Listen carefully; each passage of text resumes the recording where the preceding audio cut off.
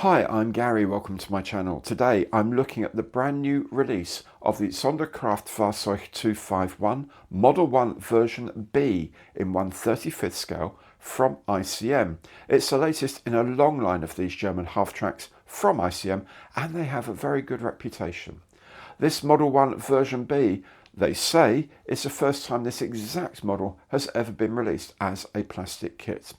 If you like the video, please do remember, give it the old imperial thumbs up, hit the notification bell and subscribe to the channel. It's free and a great way to show your support. Let's make a start by looking at the box it comes in. So here's the box of the Sd.Kfz.251 Model 1 version B. It's very unusual. There's very few, if any, of these models have been in plastic anyway. I don't think there have been any before. It may have been done in resin before. Anyway, we have the graphic here with sort of photoreal background. This is presumably in the Russian campaign, snow and things like that. The product code is 35106 because it's a 1/35th scale kit. On this long side we have our information panel we normally find on ICM kits. It says it's the first release of this particular version that ICM have done, and as I said, I don't really recall very many others altogether. There's a couple of variations you can do within it. Decals for 4 different colour markings in 4 different theatres, and when it's complete it will be 167mm long, 105mm high, and there are 291 parts included. On the other long side are the 4 aforementioned colour schemes. So one from the Balkans in 41, one in Romania in 1941, one on the Eastern Front in late 41, which is of course the box art, and one in North Africa in 1942. So that all looks very nice. Let's have a look inside and see what you get for your money. As always with ICM, the first trick is to get the glossy sleeve off. It's quite a good fit. And it's quite a lot of pressure holds them on. But anyway, there we go. That's the glossy sleeve that comes off. And underneath that, there's always a really sturdy 2-layer cardboard corrugated box that contains all the parts with a flip top lid. Inside are the plastic bags here, one main bag and another with the clear parts in on the inside there. Sorry, miles away for a minute. Then there is the instruction leaflet here, and inside the instruction leaflet we normally find, yes we do, the decal sheet, and then there's the advert for ICM water-based acrylic paints. But we'll have a look at all the contents in a bit more detail now. First we have frame A, and this is essentially the top of the vehicle, the floor for the crew, some of the sort of side parts here, the driver's instrument panel here, and this is a shield for a machine gun here. B is all about the lower mechanical parts, so suspension parts, engine, the bottom of the hull, the sides of the hull here, and the sides of the bodywork up here, and bits and pieces of gear and things like that. There are 2 frames C here, the running all the wheels, road wheels, driving wheels, idler and so on, parts of the suspension for the wheels here. There's some guns, some firearms, some more firearms here, and 2 sets of everything. Here we have frame E, just really accessories I suppose, mainly bits of structure, the steering wheel, exhaust and inlet manifolds, tools that go on the outside, things like that. Then the last bit of grey plastic is H, which is the top of the body. There's the frame D. This is all the glass for the vehicle, so side windows, front and back windows, and of course the covers for the lamps. What they call frame F are in fact just the two tyres from the front of the vehicle, and then frame G, as they call it, and then frame G are the two tracks. These are single piece tracks for each side that glue together. Not everyone's favourite, but I think they just work.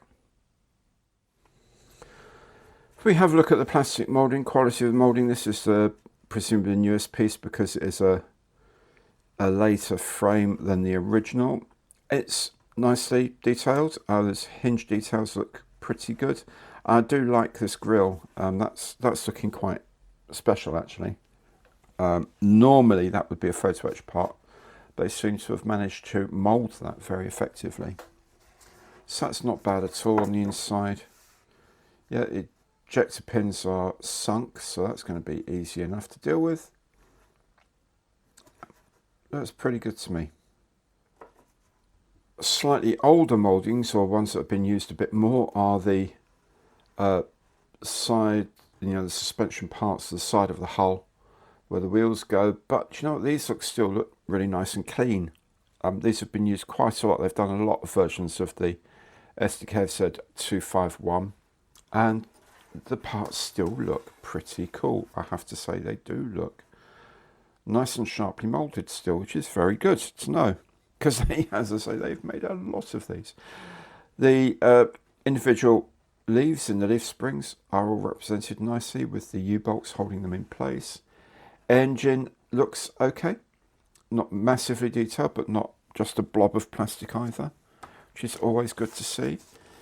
The fan looks all right, fan casings. Yeah, everything looks pretty good to me. The decal sheet is fairly minimal. It's not too difficult. There's quite a lot of little bits of unit markings, but nothing major. There's obviously the instrument cluster here for the vehicle driver. A few other bits and pieces are probably supposed to be red lights for the back, where we'll do those with translucent or transparent red. Various number plates and unit and divisional markings as well that go on the back. If they're split down the middle, it's not because they go on the back door.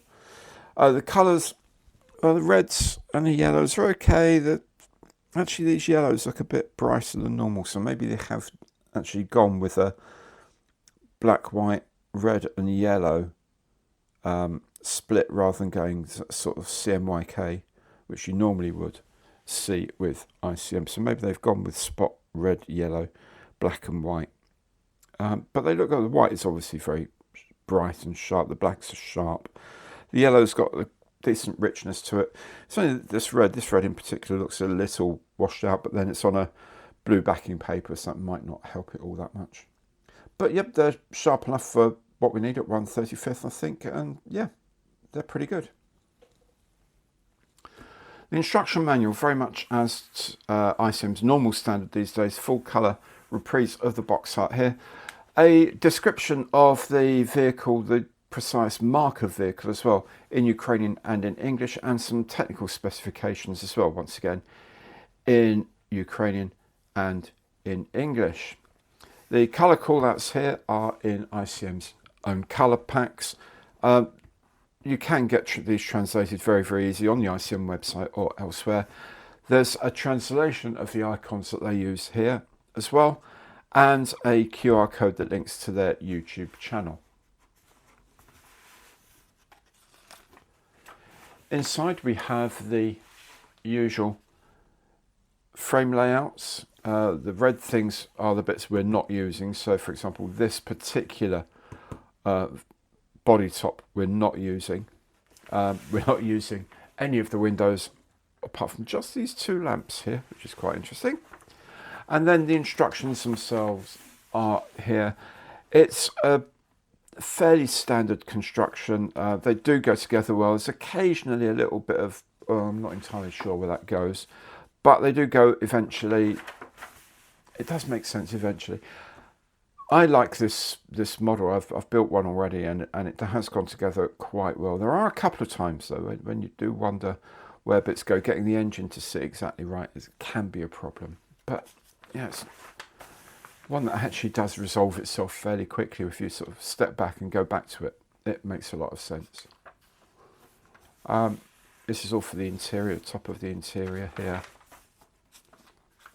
It's interesting, you do a lot of work on this interior before you get anywhere near the main wheels. And of course the top of the vehicle here. Essentially the upper half is pretty much complete before you even start looking at the road wheels. So how you go about that is up to you really. Whether you do most of the work and paint it and then get onto the road wheels, or maybe put the road wheels on earlier on, I don't know. Whichever works for you, I guess. Yeah, there's a spotting scope and a machine gun, or Canon machine gun probably MG42 or something like that. Some weaponry that goes in, radio aerial if you want it, and that's the completed vehicle. I mean, the instructions are fairly straightforward, I have to say. Then you have the colour schemes here, all over grey for the Balkans in 1941. A more disruptive look for this one from Romania in 1941. Then the winter pattern for the Eastern Front in late 41, and then the desert scheme for North Africa in 1942. That's the instructions. There it is. ICM make excellent vehicle kits, and this looks to be another winner.